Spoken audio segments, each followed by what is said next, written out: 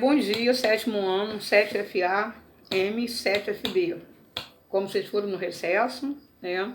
Nós vamos continuar com a nossa aulinha de história. Aí vamos entrar agora, reforma e contra-reforma, tá? Reforma religiosa, não é reformar a casa, reformar a escola, nada disso. Vocês vão pegar o livro e olhar na página 49 do livro de história, hein? Vocês vão ver um mural que é o chamado Mural dos Reformadores. Eu vou passar um exercício relacionado a esse mural. Aí vocês vão ter que ler o que está ali na página 49 para responder a pergunta que eu vou fazer, tá? Então vamos ver aqui. Na página 50, a gente vai ver o que foi essa reforma protestante. Se lembra que na Idade Média, a única senhora que concentrava grande poder e riqueza era a Igreja Católica, tá? E ela que manipulava a educação. Então ela era a senhora toda poderosa, nós já vimos isso, né? Ela era a maior senhora feudal, então ninguém contestava a Igreja Católica, que só tinha ela. Mas no final do século, né? Com o feudalismo, com as cruzadas, com o crescimento das cidades, o surgimento da burguesia, a Igreja Católica começou a ser contestada, tá? E nós vamos ter nisso aí a chamada Reforma Protestante. Essa Reforma Protestante é quando surgem as igrejas protestantes, tá?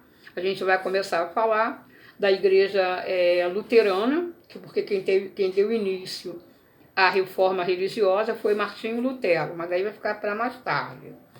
Bem, a igreja já estava assim sendo questionada, porque vocês se lembram, quando nós falamos em 1054, ocorreu o cisma do Oriente, foi quando a igreja católica se dividiu e dando origem a duas grandes comunidades cristãs que atuam até hoje, que é a igreja ortodoxa, né?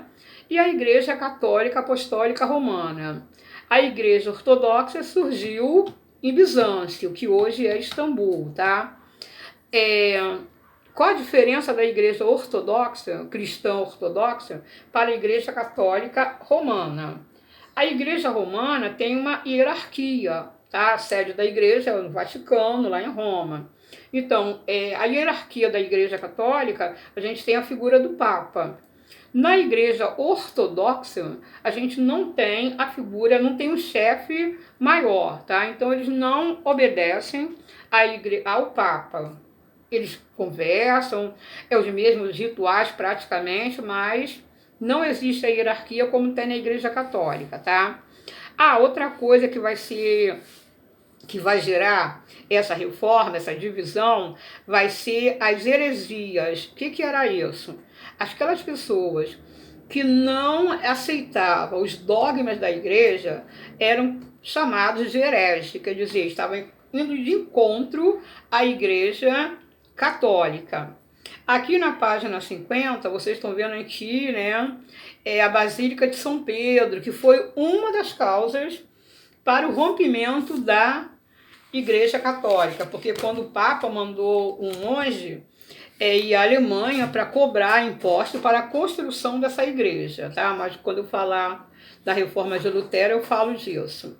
Bem, na Baixa Idade Média, eu disse para vocês que eles começaram a criticar a igreja, né? Principalmente a classe burguesa, porque a igreja era contra a cobrança de juros, né? A usura, quer dizer, emprestar dinheiro a juros elevados. A igreja era contra, mas ela fazia tanta coisa, né? Era contra isso, né? A igreja também ocorreram algumas situações que foram gerando críticas ao papel da igreja. Por exemplo, a riqueza material que a igreja tinha, né?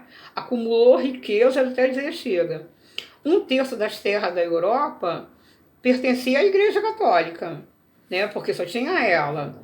Outra coisa, a simonia. O que era essa simonia? Era vender a igreja, alguns membros da igreja, vendia tudo que era considerado sagrado. aí pedaço da cruz de Cristo, vestimenta que teria usado por santos, né? Cargos eclesiásticos, né? Para ser um papa, para ser um bispo, aí cobrava tanto, para ser uma abade, quer dizer, isso era simonia, também passou a ser criticado por alguns setores. E a venda da indulgência, que foi a pior, que era o perdão. Quer dizer, você pecava, né, que pecado é uma coisa muito relativa. Você pecava, aí você ia lá no seu confessor, dizia que estava arrependido dos seus pecados, doava bens para a igreja, aí você recebia uma carta que deveria ser apresentada no céu quando você morresse, né? Porque chegava lá, ó, tem o direito a entrar. Então você comprava o perdão. E ainda essa venda de indulgência, que é a venda do perdão, foi um dos motivos para o rompimento de Martinho Lutero. Lembrando, ele era da Igreja Católica, ele era um membro, ele era um monge. Ele rompe contra isso, tá? Porque ele diz que a igreja não estava praticando aquilo que Jesus ensinou. Bem, antes de Martinho Lutero, nós tivemos vários movimentos que eu gostaria que vocês olhassem ali na página 52 e na página 53, que são os movimentos reformadores. Aí nós temos os movimentos valdenses, que foi originário lá na França. O líder desse movimento foi Pedro Valdo. Ele era um negociante, ele doou todos os seus bens para os pobres e ele manda traduzir a Bíblia, tá? Para o francês, né? Ele se dedica à pregação religiosa, né? Ele foi excomungado pela igreja e ele foi expulso da igreja católica pelo Papa Lúcio III. Outro movimento que nós temos é o de cátaros. Se originou lá no sul da França e no norte da Itália, tá? Eles se autoproclamavam bons homens, né? Também criticavam a igreja da época, tá?